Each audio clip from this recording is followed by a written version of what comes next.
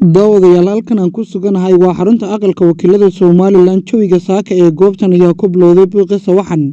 mudanayaal ka tirsan golaha wakiilada somaliland ayaa iyagu aaminsan in xeerka furista ururadu uu dhaqangal yahay isla markaana aanay habboonayn in laga doodo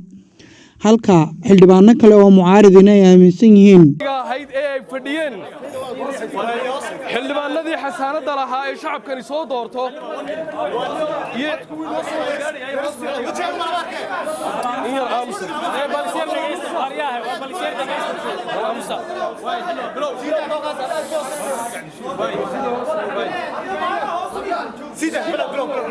halkan aynu ku sugannahay waa madashii golaha baarlamaanka ama golaha wakiilada oo ah madal dimuqraadiya oo loogu talagalay in afkaarta iyo xeerarka dalka lagaga doodo si nabadgelyo ah qofka xildhibaanka ah waajibaadkiisu waxa weeye inuu doodo oo doodiisa ku meel mariyo wuxuu doonayo iyo waxa uu diidan yahay haddii ay dooddu ugu hiirin weydo waxa xiga waxa weeye waa cod golaha waxa ka dhacay waa arkaysaan golihii la doortay ee dimuqraadiga ahaa inaan ciidankiisii ahayni rasaas ka dhex ridayaan oo ay doonayaan xildhibaanadii qaranka ee shacbaniga doortay inay ku jiitiidaan taa waannu diidannahay xildhibaanada golaha ee xukuumadda waxaan leennahay haddii aad doonaysaan in aynu si nabadgelyo ah oo sharafi ku jirto shaqadeennu tahay soo fadhiista kuraastiinna soo fadhiista dooddiinna u bayaamiya shacabka haddii ay cod tagtana codkeeda gaadhsiiya waxaa ogtihiin xeerkan madaxweynaha ka soo noqday sida tafsiirka sharciga ay saareen xeer saxa buu ahaa sifadu ku soo noqday annaga waxaa nala gudboonaa haddaannu xildhibaanada nahay inaannu asbaabtaa madaxweynuhu soo jideeyey inaannu waafaqno ama diidno sifo kale oo noo yaallaa ma jiro gefna waxay ku ahayd xildhibaan la soo doortaa isagoo golihii fadhiya ama jooga inuu kursigiisa fadhiisan waayo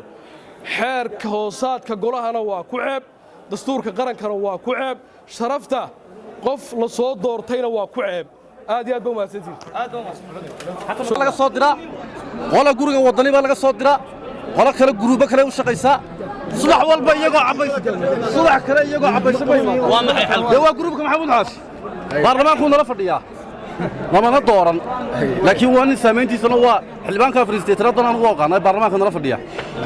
markaa waxaa jirta rasaas baa meeshan ka dhacday in baarlamaankii dhexdiisii annagoo xildhibaan ah oo saxaafadda halkan joogta ee madaxa bannaan ee somalilan iyo tii dawliga ahaaba waxaannu saaka idinku yeedhnay arrin aannu rabno inaannu warbaahinta u marinno ummadda somalilan ayaamaha kan iishiyuga ku jiray muxuu ahaa warbaahinta ee ka hadlaya xeer number 14 48 xildhibaan oo ka mida golaha wakiilada ayaa u gudbiyey shirguddoonka mooshin sheegaya in xeerkaasi dhaqangal yahay 28 xildhibaan waxaana taageersan arrinta aqlabiyadda golaha 45 mudane ayaa iminka taageersan arrinta oo xildhibaanada joogaana waa dhowr iyo 60 waxaa soo baxay dareen odhanaya in shirguddoonka iyo la taliyayaasha sharcigu ay afduubaan golaha oo mooshinkii sida sharciga ahaa loo gudbiyey in la buriyo oo lagu buriyo iyadan aragti siyaasadeed iyo inaan la taliya sharciya baa sidaa yidhi golahan xildhibaanaa loo doortay la taliyaha sharcigu maaha qof la doortay waxa weeye goluhu cod buu ku kala baxayaa dareenkaasaa soo baxay saaka waxa aannu golaha uga joognayna waxaannu isnidhiyaydaan golahu buuq idinkaga bilaabmin saasaannu uga joognay taasi horta waa taa oo mooshinkaasaa ka yaalla khaliif baan uga dirayaa ii shirguddoonka midna waxaan uga dirayaa haddii aan laba ku rooyahay labada golo ee kale ee dawladda iyo maxaanku idhahdaa golaha guurtidaba maadaama aynu ka hadlayno masiirkii dadka ah waxa weeye maanta xeer baa jira golaha yaalla aad la wada socotaan oo xeer foodhiin xeerkii doorashada ah in badan baa dawladda lagu coomin jiray markaannu macaaridka ahaan jirnay in madaxtooyadu ay furto baarlamaanka inay doorashada deegaanka furto mar walba culays baa lagu saaraa waxa laga dhigi jiray wixii xun xawaale laakiin maanta madaxweynuhu arrinka uu isa soo dhaafiyay iyo isagoo matalayay fulintii ahna madaxii dalka u sareeyay wuxuu soo daayay xeerkii oo ah in la dhaqan geliyo kii dhaqan gelila ee maanta saxiixila in hadalka keenayna waa gudoomiyahan dooranay Cabdirasaaq Khaliif iyo shirgudoonka kalaba ujeedada aanu maanta hadalka ugu celinayna waxa weeye annaga shacbi baana soo doortay shacbi baan matalaa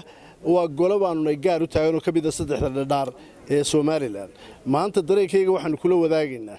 in Somaliland aanay u baahnayn in waqti laga lumiyo inaan laga lumin waqtiga shacbigii na soo doortay in xeerarkaygu in golahaygu noqdo wax soo saar kalfadhigii kala noo yaaleen labaad ilaa intiina la doortay kaasoo ajadihiisii noo qoran yahay xeerkani maaha inuu cubadhowro ama uu joojiyo ama waqti uu ka lumiyo xildhibaanada annagu halkan waxaan u nimid inaan u shaqeyno shacbigeeyagii waxaanu ka codsanaynaa gudoomiyaha shirgudoonka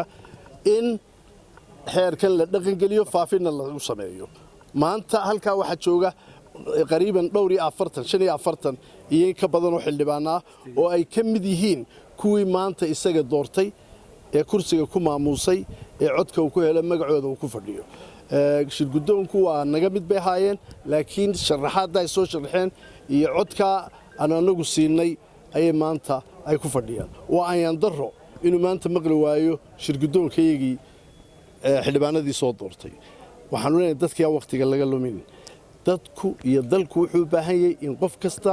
oo awooda inuu xusbi furto iyo inuu sharaxin waqti la siiyo idinku maxaad golaha u galin laadeen arintan ugu hadli laadeen hadalkan baad ku soo wadaxaysan ma horta hadalka waa lagu celcelinaya hadii loo baahan yahay waa lagu celcelinaya horta iyarka sayidii kaadi aan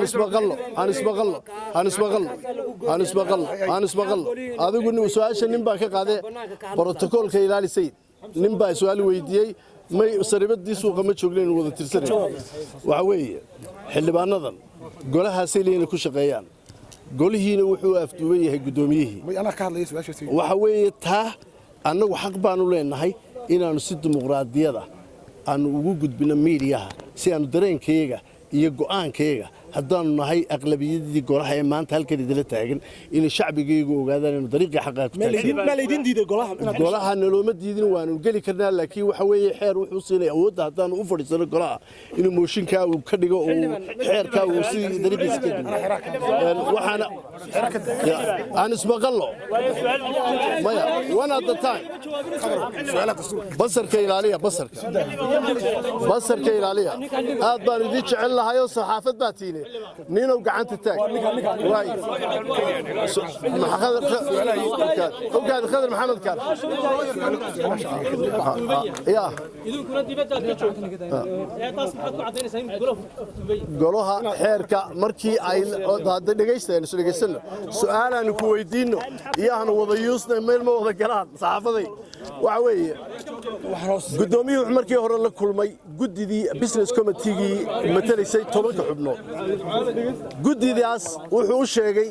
inaanu xeerkan ka maarmeyn inuu golaha geliyo sabab uu geliyo inuu xeer ansaxay oo golahan hore uga baxay oo la ansixiyay inuu dib ugu soo celiyo waa raad arooriyo dib u raac weey annaguna dalka inaan hore ugu shaqeynaan doonayna halka isla meeraysiga ku jira mana dhacayso golahana waanu geliyaa marka lagu soo celiyo xaaladii lagu wada shaqeynay inta ka horeysa annagu waxaan doonaynaa inaan maanta dareenkayga halka ka muujiyo madaxweynaha waxaad sheegtay in uu dhaqan geliyahay xeerka cid uu ku habsaamay ee uu la yaalayna waa madaxweynaha haddii arinta sheegaysi meel madaxweynuhu dastuur jabin ku mutaysanay madaxweynuhu laba siyood bay waa saxaan xeerku hadaan sheegaysano waxa weeye su'aashaas ma ka jawaabaya madaxweynuhu wuxuu leeyahay awood sharcigu siiyay madaxweynuhu waa madaxii dalka xeerku marka uu golaha ka baxo waa loo geeyaa madaxweynuhu hadduu doono isla saacadaas ku saxaaya haddii kalena 12 cisho haysta dastuurku wuxuu qorayay kaadi wuxuu qorayaa in uu xeerkaasi 12 cisho hadduu ku dhaafo waa ansax hadduu saxiixana waa ansax faafintana waxa leh markuu uu soo celiyay inuu faafiyo dhaqan geliyo gudoomiyaha waa Badri Muxyidiin Xuseen Badri waaxid